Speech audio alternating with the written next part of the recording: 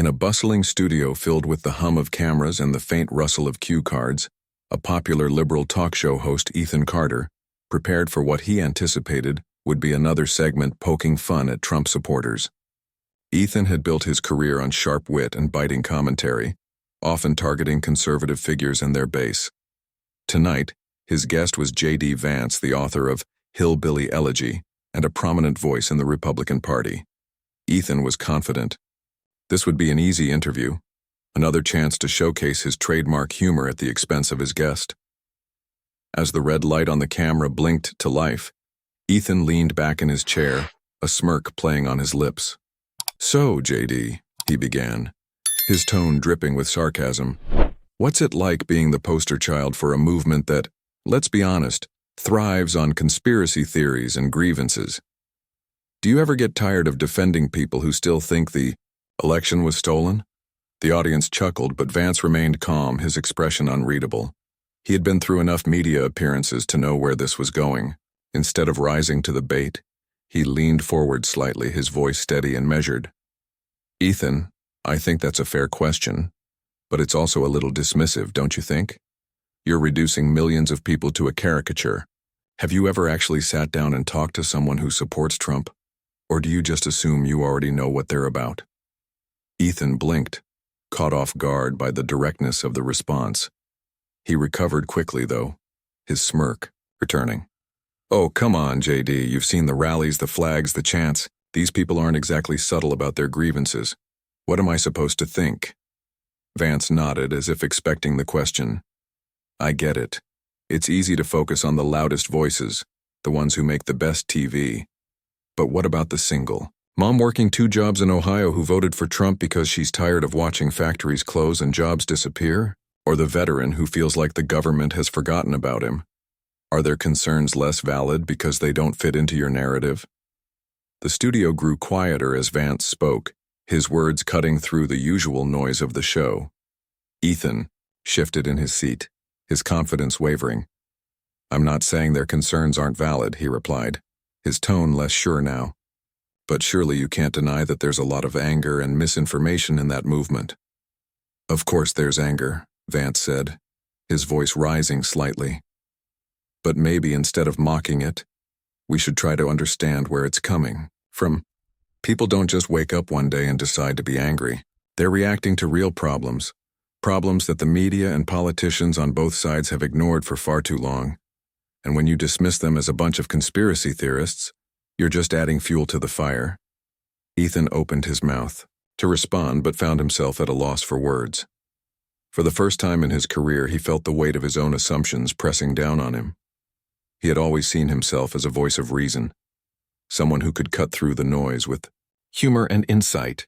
But now, faced with Vance's calm yet impassioned defense of a group he had spent years ridiculing, he felt a pang of doubt. The audience, sensing the shift in tone, remained silent, their eyes darting between the two men. Vance leaned back, his point made. "I'm not asking you to agree with them, Ethan. I'm just asking you to listen. Because if we keep talking past each other, nothing's ever going to change." Ethan nodded slowly, his usual bravado replaced by a rare moment of introspection. I appreciate that perspective, JD. Maybe there's more to this than I've been willing to admit." As the segment ended and the cameras stopped rolling, Ethan sat quietly, his mind racing. For the first time in a long time, he wasn't sure what to say next. Vance's words had struck a chord, leaving him with more questions than answers. And in that moment, the liberal host who had built his career on mocking others found himself speechless. The silence in the studio lingered even after the cameras stopped rolling. Ethan Carter, usually quick with a retort or a joke, sat motionless in his chair, his mind replaying the conversation. JD Vance had left the set with a polite nod, leaving Ethan to grapple with the unexpected weight of their exchange. The audience, still seated, exchanged uneasy glances, unsure how to react to the uncharacteristically somber tone of the show. As the crew began packing up, Ethan finally stood, his usual swagger absent. He wandered over to his producer, Claire, who was reviewing the footage with a furrowed brow. "Well," she said, glancing up at him, "that was different." Ethan ran a hand through his hair, exhaling sharply. Yeah. Different. He paused, then added, "Do you think he was right? Have we been too dismissive?" Claire hesitated, choosing her words carefully. "I think it's easy to get caught up in the narrative, Ethan. We're in the business of entertainment. And let's face it, mocking Trump supporters gets ratings. But maybe there's more to it than we've been willing to acknowledge." Ethan nodded, his thoughts swirling. He had always prided himself on being on the right side of history, using his platform to call out what he saw as ignorance and bigotry. But Vance's words had planted a seed of doubt. Had he been so focused on scoring points that he'd lost sight of the humanity of the people he was criticizing? Later that evening, Ethan found himself scrolling through social media, reading comments from viewers about the segment. The responses were predictably polarized. Some praised him for finally giving Vance a platform to speak, while others accused him of going soft on Trump supporters. But one comment stood out. "I've never felt like my voice mattered until tonight. Thank you for listening." The words hit him like a punch to the gut. He had spent years building a career on being the loudest voice in the room. But now he wondered if he'd been shouting over people who just wanted to be heard. He thought about Vance's question. Have you ever actually sat down and talked to someone who supports Trump? The truth was he hadn't, not really. He'd interviewed politicians and pundits, but he'd never taken the time to listen to the people behind the movement. The next morning, Ethan arrived at the studio with a new sense of purpose. He called Claire into his office and laid out his plan. "I want to do a series of interviews," he said, his voice firm. "Not with politicians or talking heads, but with everyday people, Trump supporters, Biden voters, independents. I want to hear their stories, not just their opinions." Claire raised an eyebrow, clearly surprised. "Are you sure about this? It's a big departure from what we usually do." Ethan nodded. "I've never been more sure. If we're going to bridge this divide, we need to start by listening. Really listening." The series, titled Voices of America, premiered a few weeks later. The first episode featured a single mother from Michigan who had voted for Trump because she felt abandoned by both parties. Her story was raw and unfiltered, and Ethan listened intently, asking thoughtful questions instead of delivering punchlines. The response was overwhelming. Viewers praised the show for its honesty and depth, and even some of Ethan's harshest critics acknowledged the effort.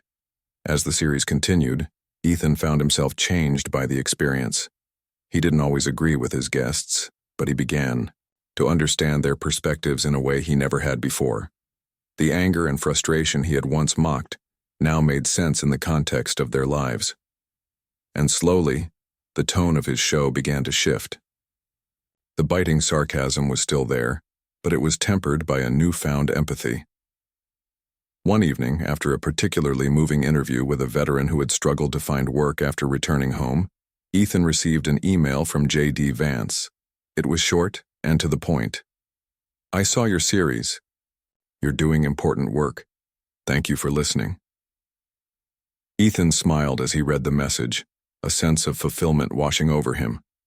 For the first time in his career, he felt like he was making a real difference, not by shouting louder, but by listening more. And in that moment, he realized that sometimes the most powerful thing you can do is simply give someone the space to be heard. The success of Voices of America continued to grow, and Ethan Carter found himself at the center of a cultural shift he hadn't anticipated. His show, once known for its sharp-tongued humor and partisan jabs, was now being praised for its depth and nuance. Ratings soared not because of controversy, but because of the genuine connections being made on screen.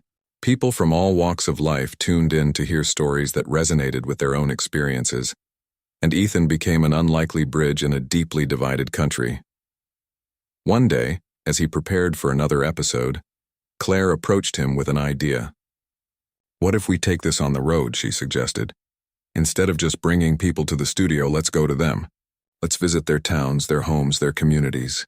Show the world what life is really like outside the coastal bubbles." Ethan loved the idea. Within weeks, the team was on the road, traveling to small towns, Rust Belt cities, and rural communities. They visited a factory worker in Pennsylvania who had lost his job to outsourcing, a farmer in Iowa struggling to keep his land, and a teacher in West Virginia trying to make a difference in an underfunded school. Each story was a window into a world that many of Ethan's viewers had never seen or had chosen to ignore. The episode that truly broke the internet, however, was set in a small town in Ohio. Ethan had invited JD Vance to join him, and the two spent the day walking through the streets, talking to locals, and visiting places that had shaped Vance's own story. They stopped by a diner where Vance had worked as a teenager, a community center that had helped his family during tough times, and a factory that had recently reopened thanks to new investments. As they sat down for a meal at the diner, Ethan turned to Vance. "You know, when we first met, I thought I had you figured out. I thought I knew everything there was to know about you and the people you represent. But this has been eye-opening." Vance smiled, stirring his coffee. "That's the thing, Ethan. It's easy to judge from a distance, but when you take the time to walk in someone else's shoes, you realize how much more there is to the story." The episode ended with a powerful moment. Ethan and Vance stood on a hill overlooking the town, the sun setting behind them. "This isn't just about politics," Ethan said, addressing the camera. "It's about people. It's about understanding that no matter how different we may seem, we all want the same things. A better life for our families, a sense of purpose, and the hope that tomorrow will be better than today." The response was overwhelming. The episode went viral, with millions of views and countless shares. People from both sides of the political spectrum praised the show for its honesty and humanity. Even some of Ethan's former critics admitted that he had changed the conversation in a meaningful way. But not everyone was pleased. Some of Ethan's longtime fans accused him of going soft or selling out. A few sponsors pulled their ads, and there were whispers in the industry that he was risking his career. Ethan, however, remained undeterred. "If this is what selling out looks like," he told Claire, "then I'm okay with it. I'd rather lose a few viewers than lose my soul." As the months went by, Ethan continued to travel the country, sharing stories that challenged stereotypes and fostered understanding. He even started a podcast where he delved deeper into the issues facing the communities he visited, inviting experts and activists to discuss solutions. The podcast became a hit, further cementing Ethan's reputation as a voice of reason in a polarized world. One evening, as he wrapped up another episode, Ethan received a text from Vance. It was a photo of the two of them standing on that hill, in Ohio, with a simple message: "You're doing good work. Keep it up." Ethan smiled, feeling a sense of pride he hadn't felt in years. He had started his career as a comedian, using humor to deflect and distance himself from the world. But now he realized his greatest strength wasn't his wit. It was his willingness to listen. And as he looked out at the studio audience, their faces filled with anticipation, he knew he was exactly where he was meant to be. The journey had been unexpected, but it had brought him to a place of purpose. And for the first time in a long time, Ethan Carter felt at peace. The momentum of Voices of America didn't just transform Ethan Carter's career, it sparked a broader cultural conversation. Other media outlets began to take notice, launching their own initiatives to highlight the stories of everyday Americans. Politicians on both sides of the aisle referenced the series in speeches, acknowledging the need to address the issues facing the heartland. Even late-night comedians, who had once relied on partisan humor, started to shift their tone, opting for more thoughtful and inclusive commentary. Ethan, however, remained focused on his mission. He knew that the work was far from over. Despite the progress, the country was still deeply divided, and the challenges facing many of the communities he visited were immense. But he also knew that change didn't happen overnight. It required patience, persistence, and a willingness to keep showing up. One of the most impactful moments of the series came during a visit to a struggling coal town in Kentucky. The town had been hit hard by the decline of the coal industry, and many residents felt forgotten by the rest of the country. Ethan spent the day talking to miners, small business owners, and families who had lived in the area for generations. The stories were heartbreaking, Tales of lost jobs, broken dreams, and a sense of hopelessness that had settled over the community. But amidst the hardship, there was also resilience. Ethan met a group of young people who had started a community garden to provide fresh produce for their neighbors. He visited a local school where teachers were working tirelessly to prepare their students for a future that seemed uncertain. And he sat down with a former coal miner who had retrained as a solar panel installer, determined to build a new life for himself and his family. As Ethan prepared to leave, the former miner, a man named Tom, pulled him aside. "I just want to say thank you," Tom said, his voice thick with emotion. "For a long time it felt like nobody cared about us. But you coming here listening to our stories, it means something. It gives us hope." Ethan shook Tom's hand, feeling a lump in his throat. "Thank you for sharing your story," he replied. "It's people like you who remind me why I do this." The episode aired to widespread acclaim, but it also sparked a wave of action. Viewers donated to local initiatives in the town, and several companies reached out to explore job creation opportunities.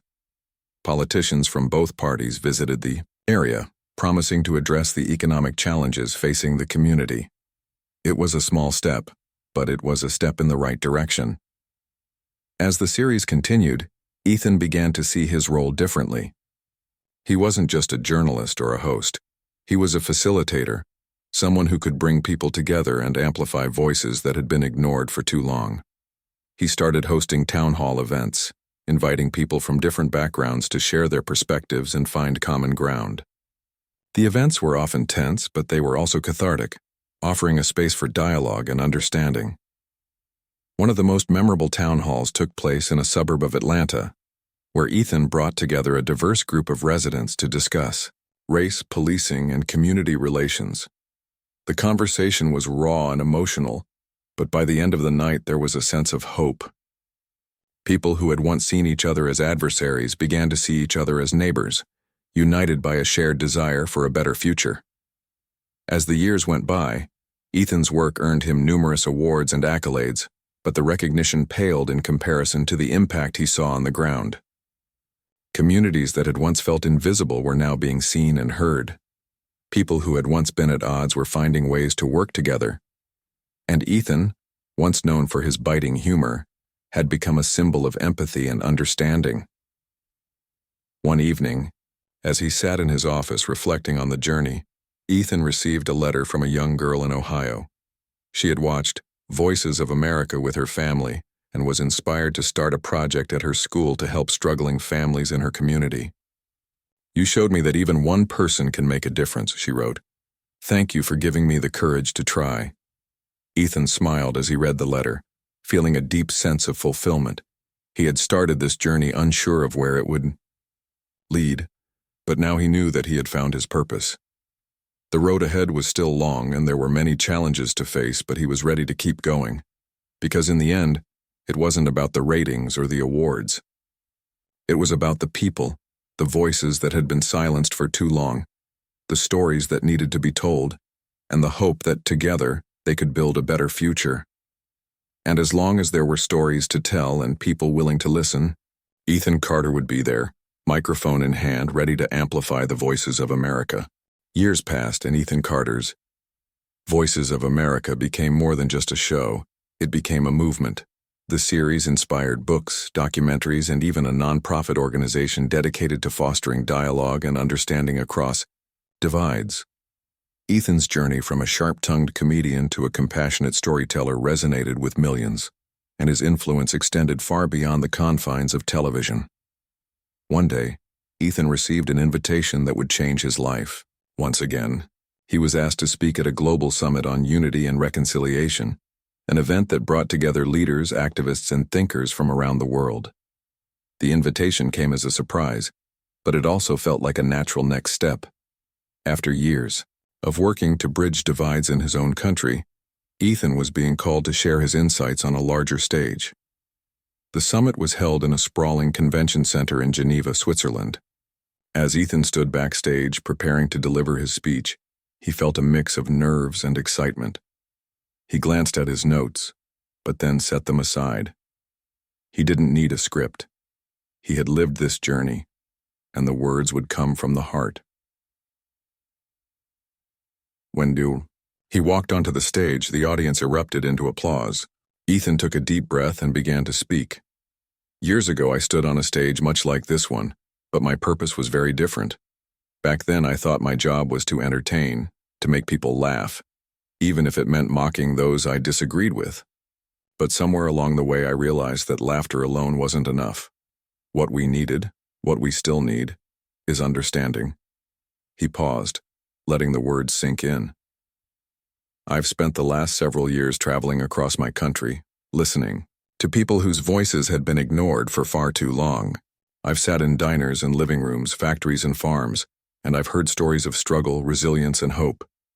And what I've learned is this: no matter how different we may seem, we are all connected by our shared humanity. The audience listened intently as Ethan shared stories from his journey: the single mother in Michigan, the veteran in Ohio, the coal miner in Kentucky, and so many others. He spoke of the power of listening, of the importance of empathy, and of the need to confront our own biases and assumptions. But this isn't just about America, he continued. These are universal truths. Every country, every community, every person has a story to tell. And if we take the time to listen, we can begin to heal the divides that separate us. As Ethan concluded his speech, the audience rose to their feet in a standing ovation. He felt a surge of emotion, knowing that his message had resonated not just with the people in the room, but with millions around the world who were watching the summit online. After the event, Ethan was approached by a young woman from South Africa. She had tears in her eyes as she shook his hand. "Your words touched me deeply," she said. "I've been working in my community to bring people together after years of division, and your story gives me hope that change is possible." Ethan smiled, feeling a profound sense of gratitude. "Thank you," he replied. "It's people like you who inspire me to keep going." In the months that followed, Ethan's life took on a new rhythm. He continued to host Ponto Voices of America, but he also began to travel internationally, sharing his message of unity and understanding.